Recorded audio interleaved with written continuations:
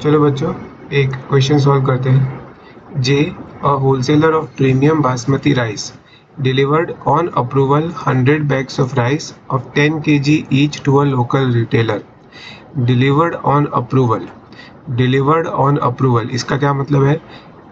ये ऐसी सेल है जो सामने वाला अगर अप्रूव करेगा तो ही सामने वाला उसे रखेगा, वरना उसे रिटर्न कर देगा।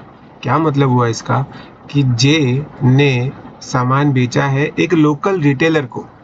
अब वो लोकल रिटेलर उसे चेक करेगा, उसकी क्वालिटी चेक करेगा, उसको अपनी तरफ से पूरा का पूरा परखेगा।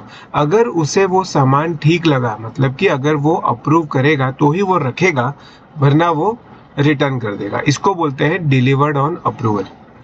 ठीक है, ऑन सेल और returnable basis with in a month of delivery. So basically ये सिंपल सी बात ये बोलना चाहते हैं कि एक महीने के अंदर अंदर जो लोकल रिटेलर है वो सामान को चेक करके अगर उसे नहीं पसंद आए तो रिटर्न कर सकता है। The next day the retailer sold 5 bags of rice to a regular customer K. क्या बोलना चाहते हैं कि अगले दिन, किसके अगले दिन? जिस दिन जे ने सामान यानी कि जो बासमती राइस के बैग्स हैं 100 बैग्स जे ने जब लोकल रिटेलर को भेजे, उसके नेक्स्ट डे रिटेलर ने, मतलब वो लोकल रिटेलर ने उन 100 बैग्स में से 5 बैग्स आगे एक कस्टमर को बेच दिए।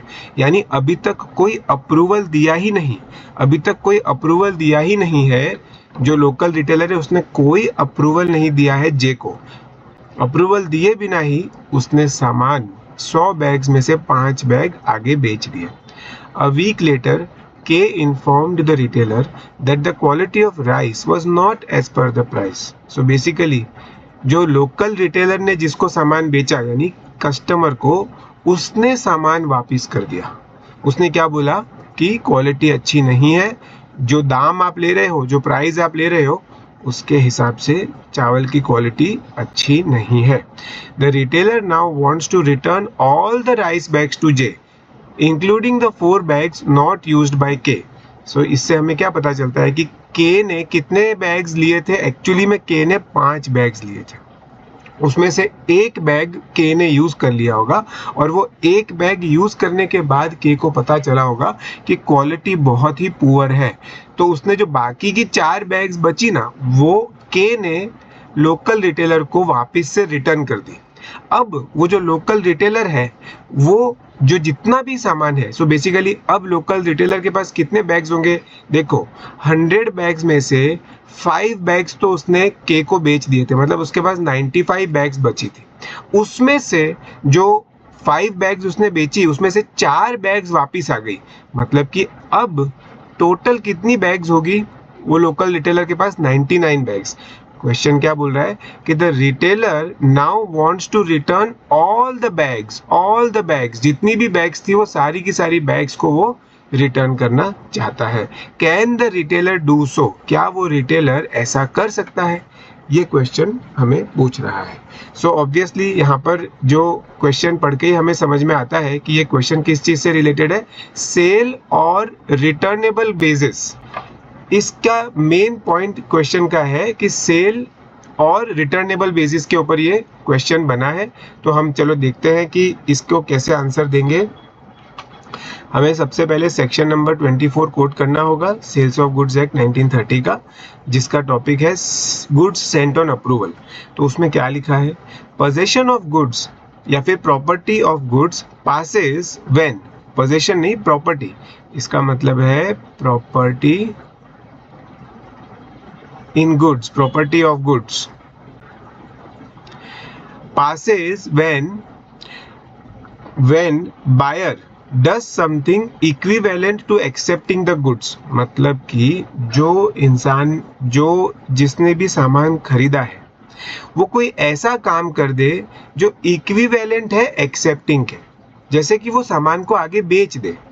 जैसे अपने केस में क्या हुआ था, जे ने सामान किसको बेचा? लोकल रिटेलर को। अब लोकल रिटेलर अप्रूवल दे या तो फिर आगे उसको बेच दे। लोकल रिटेलर ने क्या कर दिया? सेल कर दिया, के को सेल कर दिया। तो ये जो सेल किया है ना, तो ये ऐसा माना जाएगा कि ये एक टाइप का अप्रूवल ही है। एटलीस्ट जो 100 बैग्स बेची थी जे ने लोकल रिटेलर को, उसमें से 5 बैग्स तो उस लोकल रिटेलर ने के को बेच दी, तो वो 5 बैग्स के लिए अप्रूवल मिल गया है, ऐसा माना जाएगा। ये जो सेल किया है ना, इसको equivalent to accepting the goods माना जाएगा। अकॉर्डिंग टू सेक्शन 24, अगर जिस बंदे को सामान मिला है, अगर उसने कोई ऐसा काम किया है जो equivalent to accepting the goods है, तो फिर वो अप्रूवल मिल गया है, ऐसा माना जाएगा, जैसे कि यहाँ पर सेल किया है। सबसे पहले तो हम ये बताएंगे, तो इस लॉजिक के हिसाब से since 5 bags out of 100 were sold, so the retailer can only return 95 bags. इसका मतलब क्या हुआ कि अभी फिलहाल सपोज करो जे के पास में 99 बैग्स है, पर उन 99 बैग्स में से 95 बैग्स तो ओरिजिनल जो जे ने लोकल रिटेलर को भेजी थी वो है, और जो 4 बैग्स है ना, वो तो रिटर्न होके आई है, रिटर्न्ड बाय के। तो रिटर्न तो तब करी गई होगी ना जब पहले सेल करी गई थी, यानी कि ये 4 बैग्स तो ऑलरेडी सोल्ड थी, फिर उसके बाद में रिटर्न आई है। पर आपने एक बार अगर उसको सेल कर दिया है, इसका मतलब इन 4 बैग्स के लिए तो अप्रूवल मिल चुका था, इन 4 बैग्स के लिए अप्रूवल मिल चुका था, तो उसका रिटर्न नहीं हो सकता। जो ये 95 बैग्स है उनका रिटर्न हो सकता है। तो हम आंसर में क्या लिखेंगे कि since 5 bags out of 100 were sold, so the retailer can only return 95 bags. ठीक है, इसका फुल लेंथ आंसर भी मैंने व्हाट्सएप पे डाला है, वो आप लोग देख लीजिएगा प्लीज।